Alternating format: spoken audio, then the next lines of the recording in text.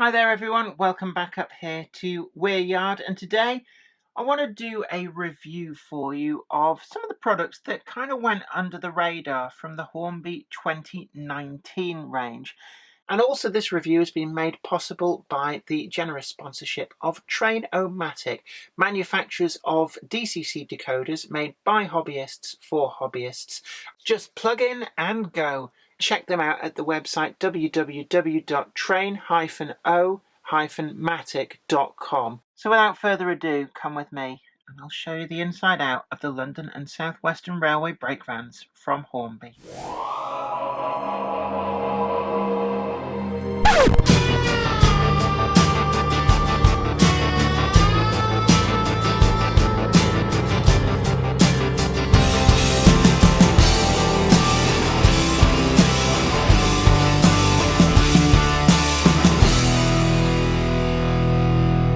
These very much were the unsung heroes of the Hornby 2019 range.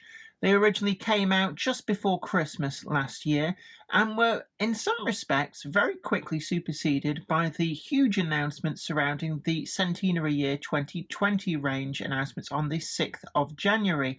That doesn't take anything away from how good these models are, and I think in some respects it's a shame that these have kind of been lost in the all of the chatter and excitement of the 2020 range, because these really are some very special wagons. I've got here two examples. I've got one in London and South Western Railway livery, and I've also got one in the BR Freight Grey. Now, Hornby also produce it in the Southern Railway livery, and there are two different identities of each. So you can see here R6915 for the BR Grey and R6911 for the London and South Western Railway livery, and all of the different versions also have an A suffix version, which is how they denote the different running numbers. Now, it's really good to finally see some pre-grouping brake vans coming through from manufacturers, and certainly in pre-grouping liveries. For me, that is really important. Over the years, Hornby have put out a number of different locomotives in London and South Western Railway livery, and they are coming through from other manufacturers as well. So we can see here with the M7, it really does look the part. But the model itself is equally as enticing as some of these locomotives. The very large ducats on the side are very characteristic of these vans, and Hornby have captured this very well. You can also see that we've got flush glazed windows and separately applied handrails too. So the van itself features an awful lot of fine detail. You can see there the planking is done just right. We're not getting too much in the way of depth to those planks, but they look just as they should. The handrails are all separately applied, and you can see there, we can see air through just as you would expect. The end verandas of these vans, again, flush glazed, and we've got all of the detail that you could ever ask for in there. And you can see as well, we've got the sandboxes, and everything is nicely finished in the appropriate colours. The tampo printing is very nicely done, very sharp. We've got the running number there, and we've got the LSWR. We've also got a tear weight down at the bottom, and just there underneath the ducat we've got the works plate, and it's all perfectly legible. Further out along the sole bar we've got some other details on there, and you can see that all the gussets are there, the rivet detail is there, and then moving down we've got the W-irons, the springs, and all of these really nice footboards. We've also got these stretcher bars between the W-irons and a representation of the brake gear underneath there. It is all so nicely done. Looking to the underside, well, there's actually this rivet detail down here as well. I'm not sure why, but they've put it in, I guess, because they could. And then we've also got these couplings in slimline tension lock couplings there in NEM pockets. And they're actually self-centering using this very peculiar kind of like tail mechanism. It's very reminiscent of wagons I remember in the Hornby range in the 1980s, namely the OAA and VDA wagons. And I do hope that these are nice and resilient. They do seem pretty good so far. You can't overflex it because there's only so far it will travel. So I guess that they've finally cracked that mechanism. The buffers there, they are separately applied turned metal, and they really do look good on those shanks. And it just looks really, really nice. Rivet detail on the end is pretty good. And all in all, I have to say that this is a really nice package. Around the ducket, though, I can see a little bit of a line where this has been applied as a separate tooled piece. It's not a deal breaker, and I guess maybe the London and South Western Railway brown does show it up a little bit, but it is just something there that I have noticed under magnification. The roof is nicely finished. We've got this white. It's kind of a satiny white, so not too gloss, not too matte, and it does look right. The rain strips are on there, and actually the moulding for that stovepipe is really nicely done. Overall, it is a really nice package. Other bits of note, we've got these lamps on the side, and this is true to London and South Western Railway prototypical practice, and it's nice to see that Hornby have paid attention to that. It's not just a re-livery of a van in later condition. This is absolutely true and perfect for the pre-grouping period. When it comes to the BR Grey version, what is very, very apparent is that there are a number of detail differences. This is not just a re-livery.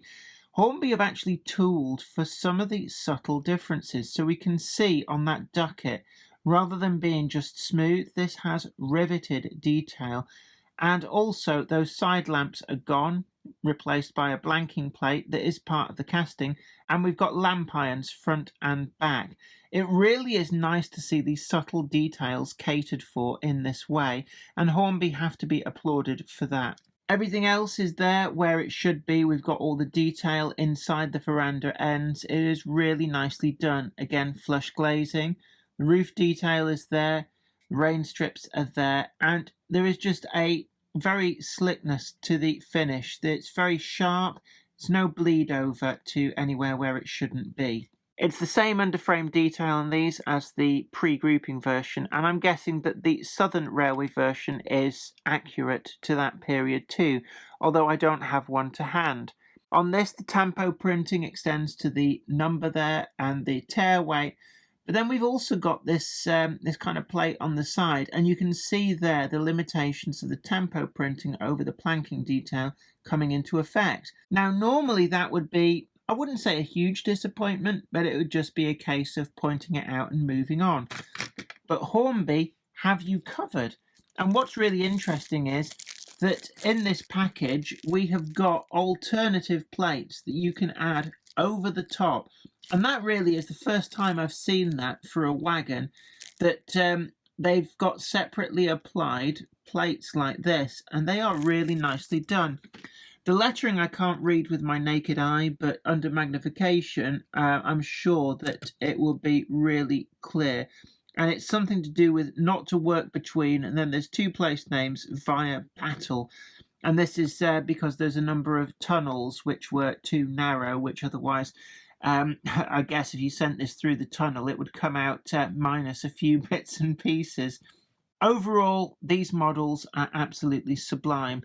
It's really great to see Hornby catering for the pre-grouping period, and to see them having actually done all of the detail variances between the different versions is lovely to see. In terms of score, well, it's really great to see that Hornby are finally bringing through appropriate rolling stock to go with this plethora of pre-grouping locomotives that have hit the ready-to-run stage in recent years. So, with the aid of some of those really colourful private owner vans and open wagons and tankers, the brake van is all that was left to be able to make up an accurate train. So a real boon for the pre-grouping modeller. That said, they have not neglected the Southern Railway Era 3 modelers and the BR Era 4 ones too. And these vans provide a very welcome, aesthetically different van from all the others that are on the market. So we turn to the score. For finish, well, I was pretty pleased with these. Tampo printing, what there was pretty sharp. The only detraction being on the BR version, that plate where it goes across the planking was showing the limitations of the tampo printing.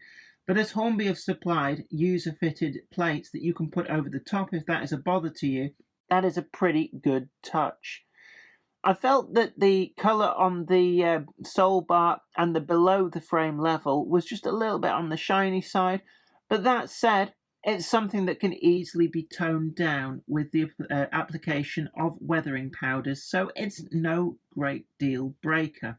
The wagons do look very, very clean, and is something that would benefit from a little bit of a weathering wash, but again, that's part of the fun of modelling.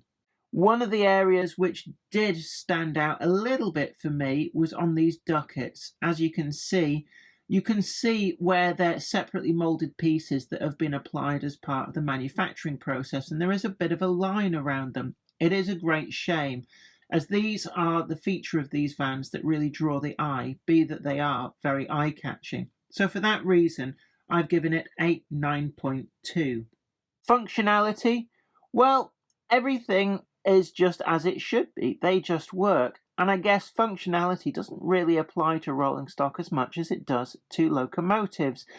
But for me, the only worry were those self-centering tails on the couplings. I felt that, well, there's a bit of a legacy there with Hornby models that I remember from yore. It may be that that doesn't transpire, but I felt that perhaps it was unnecessarily complex for those couplings. It does work, and they do seem quite resilient from my testing, but it just left me thinking that maybe there was a simpler way to have done that. So for functionality, I'm going to give these a 9.8. Ease of use, well, this is where Hornby really do have it covered. They've tooled up these subtle different detailing from the lamps on the London and South Western Railway and the very smooth ducats to the riveted ducats and the absence of those lamps, and instead we've got those lamp brackets on the veranda ends. So for that, Hornby have to be applauded. I couldn't find anything else to detract, so I'm going to give it a 10 out of 10. For aesthetics, again, this is a perfectly executed van. They've captured the look of the original full-sized versions just perfectly. So there's not really much to detract, apart from maybe that gap. We come back to it again and again. I know it's probably a limitation of the manufacturing process, but that little line around the ducats does keep catching my eye, and I guess once you see it, you can't unsee it. But it is fairly minor, and I have to stress that. So I'm going to give these a 9.9 out of 10. In terms of value for money, well, it's great to see the pre-grouping being catered for, but the price on these, well, it's about £22. They're a little bit more expensive than the brake vans that have come from Hornby before. That price creep does keep coming through, but it's not that much more. And actually for £22, you try and build these in kit form and get them finished to this standard for £22. I bet you that you can't do it. So value for money, I'm going to give these a good, healthy 9.3. So that gives us a 48.2 out of 50. That's actually a really high score. And whilst I kept going on about those ducats, they're not really a deal clincher for me, having that little bit of a line there. I understand that, these things have got to be made somehow. And actually, from a distance, they really do look the part. And it does forgive a lot. And actually, there's not that much to forgive. In terms of the announcements that came through in the 2019 range, these very much are the unsung heroes. If you do model the Southern Region or the Southern Railway, or indeed the London and South Western Railway, these vans are a must for you. Get them while you can. They're sure to sell quickly once people realise just how good these vans are. Hornby, I'm guessing, will bring out more runs of these, but for now, well, I'd just like to say thank you for listening to the modelers and bringing out that London and South Western Railway one. Finally, we've got something for all those pre-grouping locomotives. Of course, if you just have that rule one, I'll run whatever I like, well, that's how I operate. And from when I started to see these in the shops, it must be said, I was just really captivated by their aesthetic charm. So that's why I've bought these for Weir Yard, even though Weir Yard is set somewhere, I guess, in the northeast. Heck, it's my railway, I'll run what I like. And these two will definitely get a good running up here on Weir Yard. But thank you for joining me for this review. I hope it's been informative to you. Don't forget to like this video, share it too, and also subscribe to the channel, and you'll be the first to know about new videos as and when they come up. But until next time, it's been great having your company, and I'll be catching you again then. Bye for now. Today's video is sponsored by Trainomatic, makers of DCC decoders designed to be fully compatible with every manufacturer's locomotive. Visit trainomatic.com to browse the full range and see what they've got suitable for you. I'd like to send out a huge thanks to everybody who supports me on Patreon, but a special thanks go out to Anthony Kidson, Michael Churchwood, Alec Ralph, Anthony Hunt, William Wade, Wayne Johns, Offshore Allen, oorail.co.uk, Tepic, Michael Lockie, and Helen Sink. Thank you. Without you guys, I couldn't do this.